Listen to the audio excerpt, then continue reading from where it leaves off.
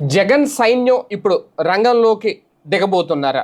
తాజాగా మొత్తం కీలక నేతలతో ఒక కోర్ టీంతో జగన్మోహన్ రెడ్డి గారి సమావేశమై వాళ్ళందరికీ భవిష్యత్ కార్యాచరణ ఏంటి, ఎలా ముందుకు వెళ్ళాలి అనే దాని మీద ఒక క్లారిటీ ఇచ్చేశారు. అలాగే ప్రధానంగా కార్యకర్తకి వైసీపీ ఏ స్థాయిలో అండగా ఉండబోతోంది, ఎలాగా అంటే పేరు నాని గారు అన్నమాట, ఒక రకంగా శ్రీరామ రక్ష అంటారు కదా, ఆ స్థాయిలో ఎలా ఉండబోతోంది అనే దానికి సంబంధించి కూడా ఈ డిజిటల్ బుక్ ఏదైతే ఉందో దాని ద్వారా ఒక భరోసా, ఒక భద్రత కల్పించే ప్రయత్నం అయితే వైఎస్ఆర్సీపీ చేయబోతోంది అనే సంకేతం కూడా ఈ మీటింగ్ ద్వారా వచ్చేసింది. కాకపోతే ఇక జగన్ సైన్యం రంగంలోకి దిగాలి.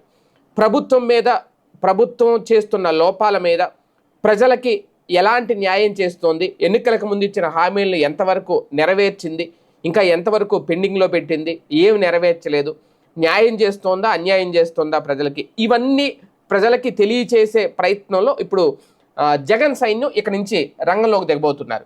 ఒక రకంగా ఒక బూస్టప్ ప్రోగ్రామ్ జరిగింది అని చెప్పాలి.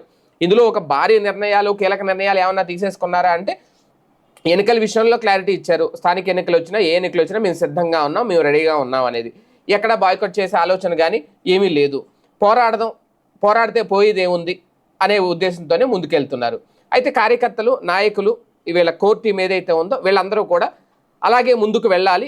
అందరూ కూడా కలిసికట్టుగా నడిస్తేనే ముందుకు వెళ్ళగలుగుతాం, మళ్ళీ అధికారంలోకి వస్తాం అనేది మరొకసారి చెప్పే ప్రయత్నం ఈ సమావేశం ద్వారా జరిగింది.